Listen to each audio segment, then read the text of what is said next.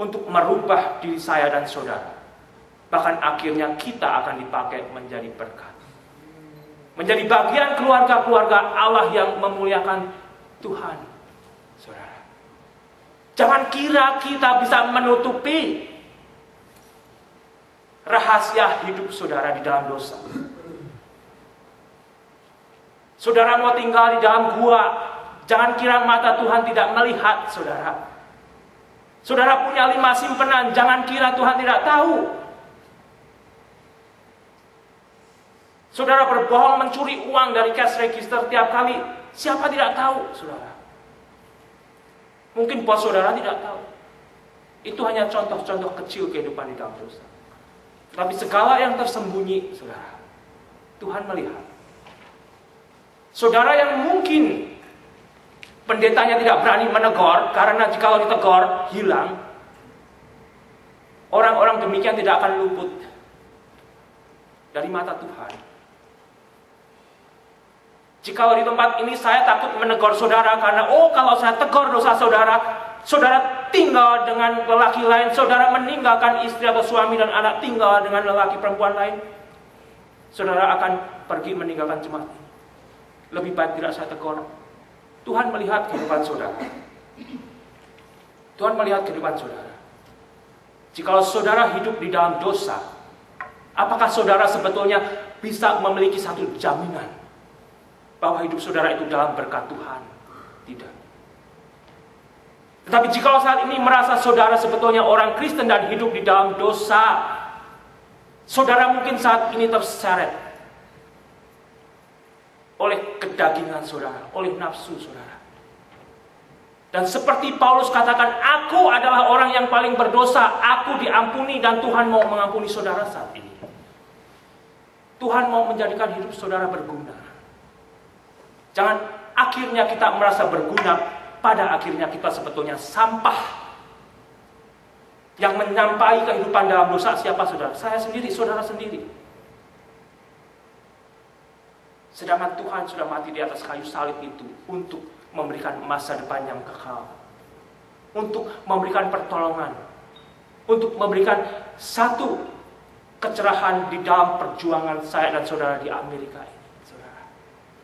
Sehingga kembali, jikalau saya dan saudara memang sudah menjadi Kristen dan hidup di dalam kekristenan, seharusnya kita memiliki kesaksian yang indah sebagai bagian daripada keluarga Allah. Saya tidak tahu rahasia keluarga saudara. Saudara tidak tahu rahasia kehidupan saya yang berbicara di depan sini, saudara. Kalau saya tidak membereskan dosa saya dengan Tuhan, saya bisa berbicara di sini, akan menghancurkan hidup saya sendiri sebetulnya. Saudara yang hadir saat ini tidak kelihatan. Tetapi yang paling penting, bahwa saudara bereskan dosa saya, saudara, dan dosa saya dengan Tuhan. Sehingga disinilah sebetulnya kita boleh melihat bahwa keluarga Allah itu jemaat yang menjadi penopang dan dasar kebenaran, saudara. Seharusnya gereja, keluarga Tuhan itu menjadi jemaat penopang kebenaran.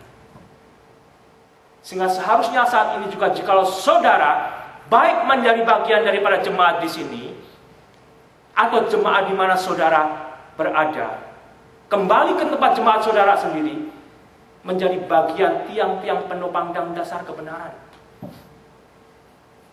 Jangan menjadi bagian yang tidak memuliakan Tuhan, yang merusak kekristenan, yang merontokkan kesaksian Kristen yang seharusnya mulia, saudara.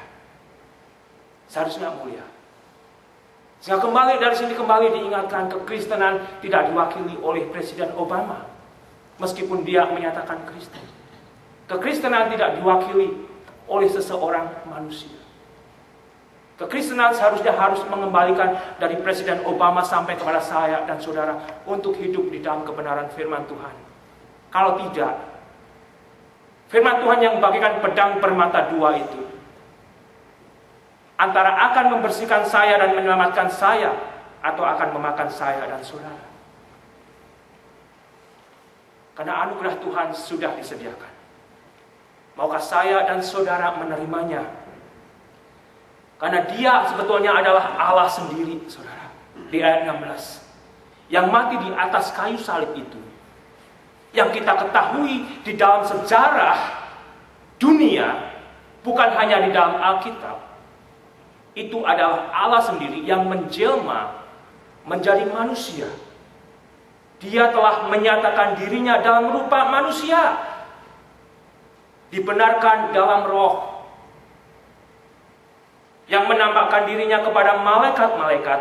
Diberitakan di antara bangsa-bangsa yang tidak mengenal Allah, yang dipercayai di dalam dunia, diangkat dalam kemuliaannya.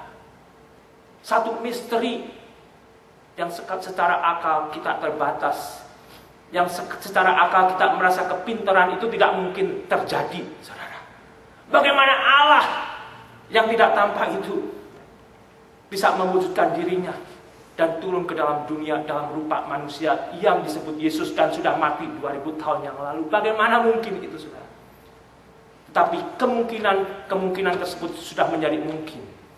Dan sudah disaksikan manusia-manusia yang hidup saat itu. Dan sudah menjadi bagian daripada sejarah dunia. Yang tidak semua manusia mau menerima sejarah kebenaran tersebut, saudara. Yang saat ini dicatat di dalam Alkitab. Jikalau saudara dan saya mau menerima yang disebut bahwa itu adalah misteri yang saya dan saudara harus juga menyadari.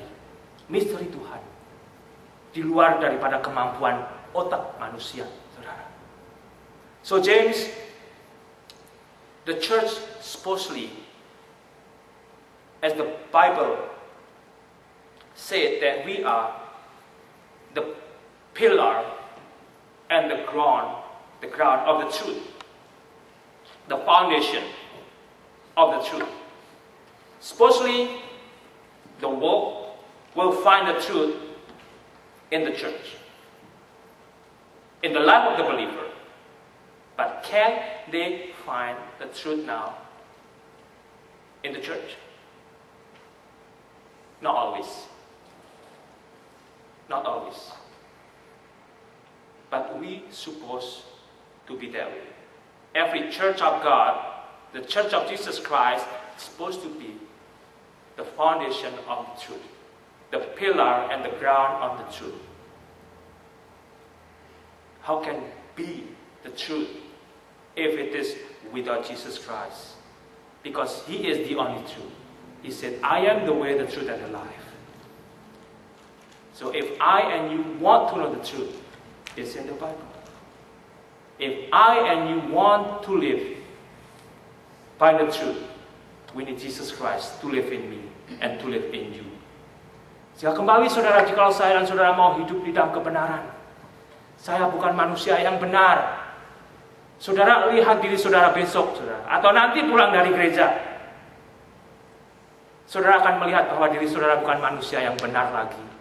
Ya, saudara melihat sesuatu, mata saudara udah catch-nya kotor. Saudara dengar sesuatu, catch-nya udah kotor, saudara. Tidak saudara sadari keluarnya juga kotor, saudara. Jikalau saudara mengundang Yesus untuk masuk dan untuk tinggal dan untuk berkuasa di dalam diri saya dan dalam diri saudara, dari situlah orang nanti hanya bisa melihat satu representasi kekristenan yang memuliakan Tuhan. Jikalau saudara tinggalkan Yesus, orang tidak akan melihat bahwa ini adalah keluarga Tuhan yang memuliakan Tuhan. Tidak akan terjadi, saudara. Saudara hanya mau pakai moral saudara sendiri, kebaikan saudara. Berapa lama saudara bisa bertahan? Karena kita dikuasai emosi demi emosi tiap waktu. Emosi demi emosi bisa membuat saya dan saudara marah. Emosi demi emosi bisa membuat mata kita buta. Emosi demi emosi bisa menjerumuskan saya. Bukan emosi yang jelek saya, saudara. Emosi yang menarik diri saya dan saudara untuk hidup di dalam dosa juga banyak. Melalui internet, gambar dan sebagainya, kita terpancing emosinya dan kita dibawa, dijerumuskan di dalam dosa, saudara. Sehingga kembali jikalau saya dan saudara mau hidup di dalam kebenaran dan mau menjadi saksi kebenaran, Saudara perlu Yesus